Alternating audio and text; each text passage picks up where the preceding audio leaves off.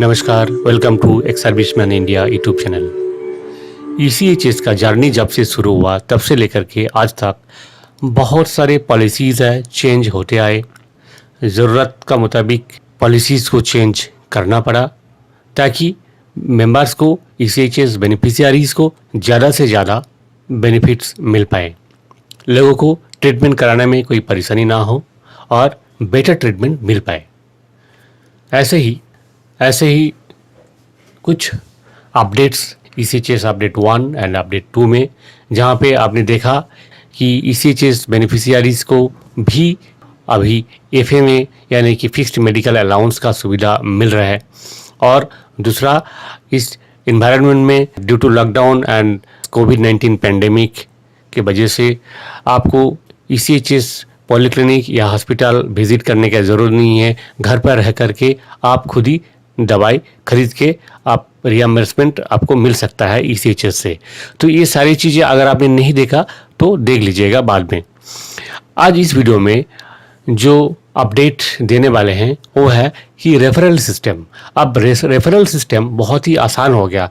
पहले का जो रेफरल सिस्टम था उसमें बहुत सारे कॉम्प्लेक्सिटी था, तो अब इतना सिंपल सा हो गया, इतना सिंप्लीफाइड हो गया जिससे कि बेनिफिशियरीज़ को ज़्यादा से ज़्यादा बेनिफिट मिलेगा और उसे आपको ट्रीटमेंट भी बेटर मिल पाएगा और ट्रीटमेंट करवाने में कोई परेशानी भी नहीं होगा। ऐसे कुछ पॉइंट्स है जो कि ministry of defence, department of ex serviceman welfare, उनका ऑफिस मेमोरेंडम है, उसमें पब्लिश किया। सो फ्रेंड्स, मेन वीडियो में जाने से पहले आपसे रिक्वेस्ट है, अगर आप अभी तक इस चैनल को सब्सक्राइब नहीं किया तो प्लीज़ सब्सक्राइब करें, लाइक करें, शेयर करें ताकि इंफॉर्मेशन ज़्यादा से ज़्यादा लोगों तक पहुंच पाए। जैसे कि आप देख सकते हैं, referral from ECHS medical officer / ECHS specialist for consultation with specialist at private hospitals empaneled under ECHS shall be valid for 30 days in the same hospital। यानी कि अगर आपको कोई प्राइवेट हॉस्पिटल से स्पेशलिस्ट को कंसल्ट करना पड़े और आपको रेफ़र किया जाए ECHS से आपका एम्पैनल्ड हॉस्पिटल में, तो ये जो रेफरल है वो 30 डेज़ के लिए वैलिड रहेगा। यानी कि आप 30 डेज तक आपका जो रेफरल का जो डॉक्यूमेंट आपका बनेगा उस डॉक्यूमेंट का वैलिडिटी है, 30 डेज तक आप ट्रीटमेंट करा सकते हैं। पॉइंट नंबर 2 है, referral shall be valid for consultation up to 3 times in the same hospital within 30 days. 30 दिन का अंदर आप ज़्यादा से ज़्यादा 3 बार आप कंसल्ट कर सकते हैं, यानी कि 3 बार आप डॉक्टर से मिल सकते हैं। इस डॉक्यूमेंट के तहत आप अपना इलाज करा सकते हैं।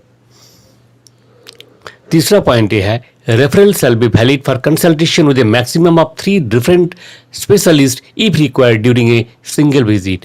आप जब एक दिन दिखाने के लिए गए प्राइवेट हॉस्पिटल में, एम्पैनल्ड हॉस्पिटल में, तो एक दिन में आप मैक्सिमम 3 स्पेशलिस्ट को दिखा सकते हैं।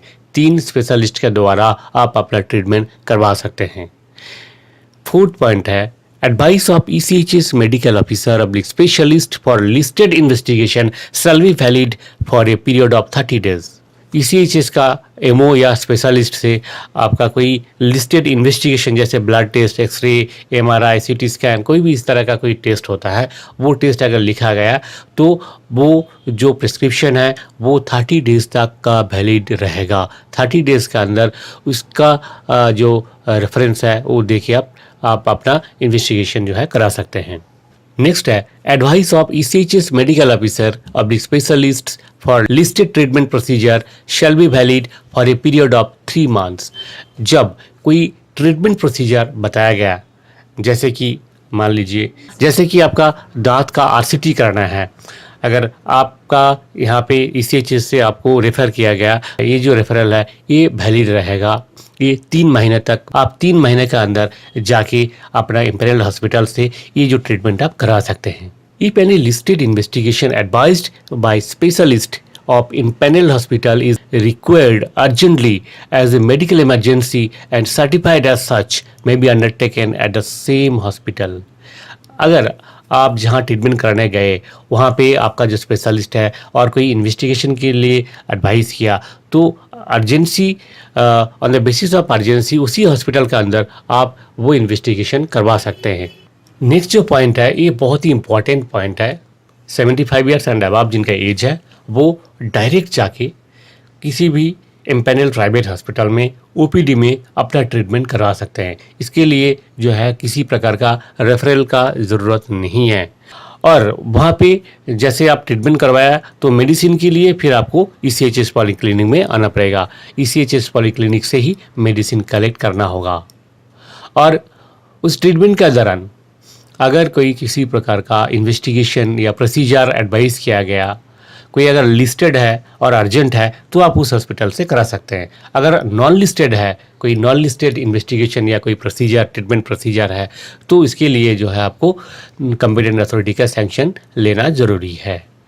नेक्स्ट है critically ill ECHS beneficiaries shall be permitted for follow up treatment in ECHS empanelled hospital as per the details given under. जैसे क्या क्या दिया गया, जैसे मान लीजिए कि आपका जो ट्रीटमेंट चल रहा है वो काफ़ी सीरियस कंडीशन में है, एडवांस स्टेज का कोई ट्रीटमेंट है या फिर कोई ऑपरेशन हुआ है, इस कंडीशन में आपका जो एक बार ऑपरेशन का बाद जो फॉलोअप ट्रीटमेंट होता है इसके लिए आपको बार बार रिपीटेड रेफरल वैलिड करने का ज़रूरत नहीं है। एक बार जो आपने करवा लिया उसी से कंटिन्यू चलेगा, इसलिए कि आपको फ्रीक्वेंटली वहाँ पे विजिट करना पड़ेगा फॉर फॉलोअप ट्रीटमेंट। और वहाँ पे आप जो फॉलोअप ट्रीटमेंट है वो CGHS रेट में करा सकते हैं। जैसे कि अभी का जो स्पेशलिस्ट का जो फीस होता है 600 रुपीज़ है, तो CGHS का रेट 150 रुपीज़ है। ये टाइम टू टाइम चेंज होता रहता है, मैं अभी का बता रहा हूँ। तो आपको अभी क्या है 600 का जगह में 150 रुपये में आप ट्रीटमेंट करा सकते हैं, ये सुविधा है। नेक्स्ट है कि कौन कौन सा ऐसे केसेस है जो सीरियस इलनेस बताया गया, वो कौन कौन सा इलनेस है वो उसका एक लिस्ट यहाँ पे दिया गया है। जैसे 7 अलग अलग कैटेगरी का है, जैसे कि post cardiac surgery case including coronary angioplasty, कोई हार्ट सर्जरी हुआ है या एंजियोप्लास्टी हुआ है उस केस में।